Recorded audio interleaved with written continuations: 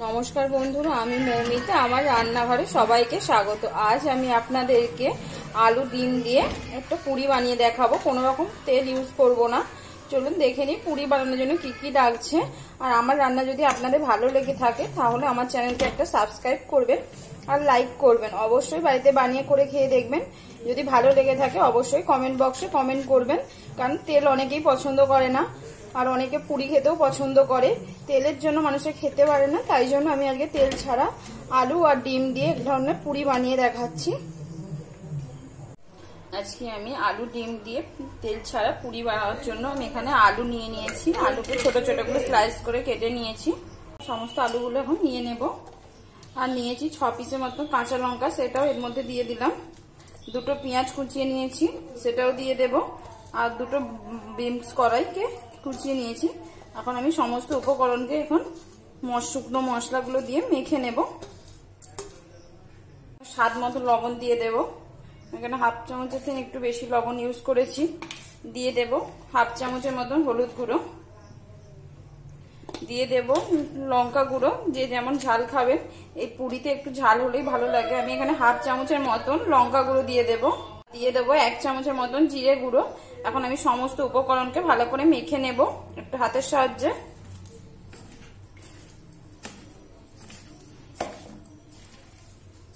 দুটো ডিমকে ফাটিয়ে দিয়ে দিচ্ছি এখন এর মধ্যে।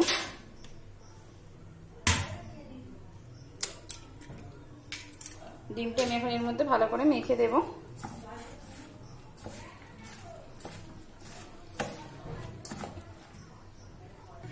আমি ডিমটা ভালো করে এর মধ্যে মিক্সড করে নিয়েছি। আমি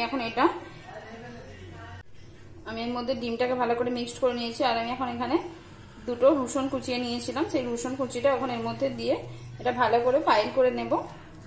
রসুনটা আগে দিলেই হতো, ডিম দেওয়ার আগে রসুনটা দিয়ে মাখিয়ে নিতে। আমি যেহেতু এটা আগে দিতে ভুলে গেছিলাম, তাই এখন আমি এটা মাখিয়ে এখন এটা 15 মিনিটের মতন চাপা দিয়ে রেখে দেব।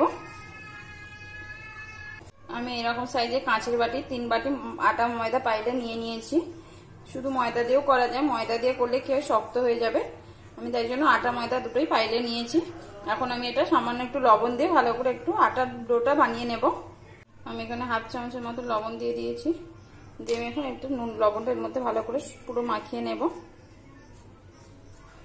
আর দিয়ে দেব সামান্য একটু সয়াবিন অয়েল দিয়ে একটু দিয়ে দেব, যাতে একটু মচমচে হয়। আমি 1-2 চামচের মতো সয়াবিন অয়েল নিয়েছি। নিয়ে এটা আমি ভালো করে এখন মিক্সড করে নেব।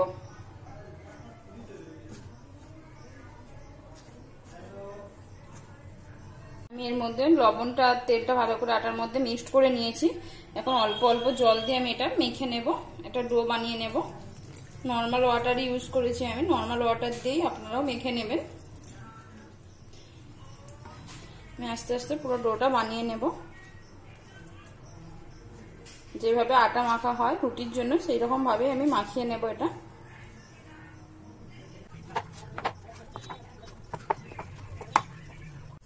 দেখতে পাচ্ছেন বন্ধুরা, আমি আটার ডোটা মাখিয়ে নিয়েছি। এখন এটা ভালো করে একটু দলে নেব।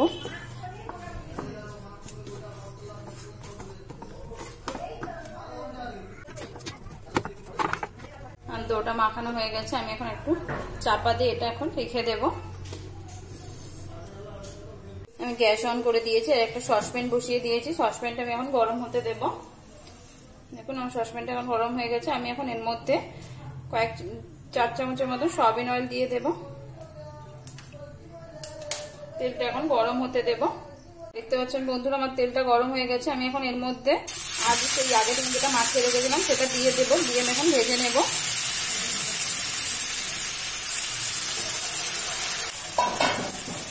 ভালো করে নেড়ে চেড়ে এখন এটা ভেজে নেব।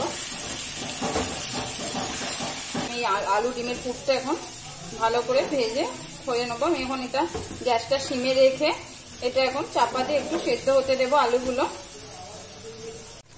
আমি এর মধ্যে সামান্য একটু চিকেন মশলা দিয়ে দিলাম। দিয়ে এখন আমি এটা ভালো করে নেড়ে ছেড়ে নেব।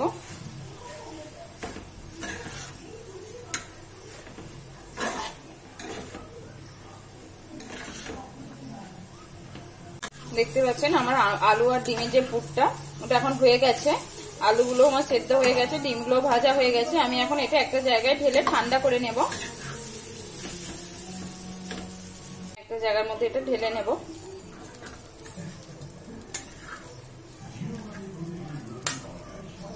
পুরটা একটা জায়গায় ঢেলে নিয়েছি। আমি এখন এটা ঠান্ডা করে নেব। আটাটাকে এখন লম্বা করে একটু শেপ দিয়ে প্রত্যেকটা আটায় লেচির মতন গোল গোল ছোট ছোট করে কেটে নেব। লেচিগুলো আমি এখন কেটে নিতে থাকবো। এগুলোকে সমস্ত লেচিগুলো কেটে নিয়েছি। এখন এরকম ভাবে গোল গোল শেপ দিয়ে নেব প্রত্যেকটাকে। আমি এগুলো গোল গোল করে নিয়েছি। এখন এটা হাতের তালুর সাহায্যে একটু বড় করে নেব। বড় করে একটা খোলের মতন তৈরি করে নেব। খামি পাতলা করেই বানাবো খামিটা। খামির মতন তৈরি করে নিয়েছি। এখন আমি ডিম আলুর যে পুরটা আছে এটা এর মধ্যে দিয়ে দেব। সমস্ত ডিম আলুর পুরটা এখন এর মধ্যে দিয়ে দিয়েছি।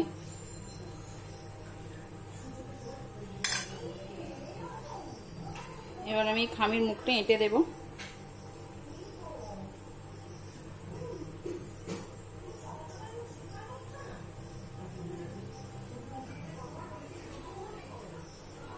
খামির মুখটা আমি এখন ভালো করে এটা এঁটে দিয়েছি।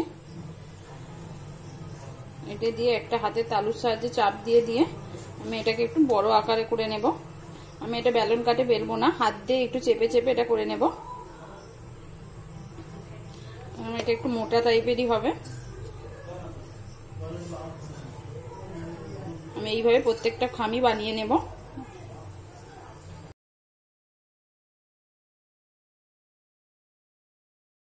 দেখতে পাচ্ছেন বন্ধুরা, আমার সমস্ত পুর এর মধ্যে ভরে নিয়েছি। সমস্ত লেচিগুলোই করে নিয়েছি আর হাতের সাহায্যে আমি এরকম ভাবেই বেলে নিয়েছি। এর থেকে বড় আর করবো না। আমি গ্যাস জেলে দিয়েছি আর একটা তাওয়া বসিয়ে নিয়েছি, সসপ্যান। দেখতে পাচ্ছেন সসপ্যানটা আমার এখন গরম হয়ে গেছে। আমি এখন আগে থেকে যে পুরিগুলো বানিয়ে রেখেছিলাম, আমি পুরিগুলো এখন একটা একটা করে সব দিয়ে দেব। আমি এতে কোনো রকম তেল ইউজ করব না, তেল ছাড়াই আমি এই পুরিগুলো বানাবো।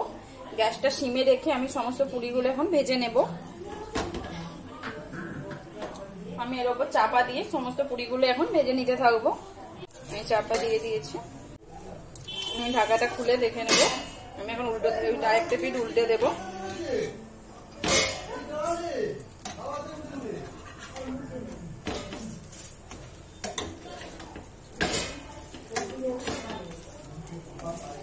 দুটো পিঠকে আমি এখন উল্টো ভালো করে ভেজে নেব। আমি এবার এদিকটাও চাপা দিয়ে 3 মিনিটের মতো করে নেব। এটাও হয়ে গেছে দেখতে পাচ্ছেন বন্ধুরা। আমি আবার এদিকটা উল্টে দিলাম। কি সুন্দর এগুলো ফুলে উঠেছে দেখতে পাচ্ছেন বন্ধুরা। আমি এটা এখন চেপে চেপে ভালো করে নেব। আরো কিছুক্ষণ এটা ভেজে নেব। দেখতে পাচ্ছেন বন্ধুরা, আমার এগুলো এখন ভাজা হয়ে গেছে। আমি এখন এগুলো একটা জায়গার মধ্যে তুলে নেব। আর দুটো খোলি ভালো করে ফুলেছে দেখতে পাচ্ছেন। আমি এখন এগুলো একটা জায়গার মধ্যে তুলে নেব। আমি এইভাবে বাদবাকি সমস্ত পুরিগুলো ভেজে নিতে থাকবো।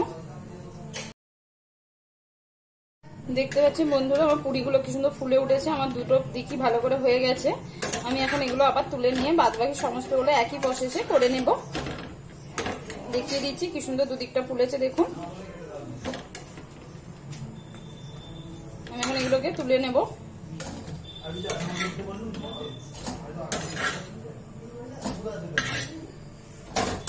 আমি আবার দিয়ে দেব। দেখতে পাচ্ছেন বন্ধুরা, আমার পুরিগুলো এখন রেডি হয়ে গেছে। আমি এখন এগুলো আপনাদেরকে একটা ভেঙে দেখাচ্ছি কত সুন্দর হয়েছে দেখুন। এই দেখুন ভেতরে পুরটাও দেখুন কত সুন্দর কালার হয়েছে এবং খুব সুন্দর টেস্টও হবে। করে খড়িতে খেয়ে দেখবেন। আমি আপনাদেরকে দেখিয়ে দিলাম। দেখুন দুটো খলি ভালো করে ফুলেছে আর আমার রুটিটাও ভালো করে ভাজা হয়ে গেছে।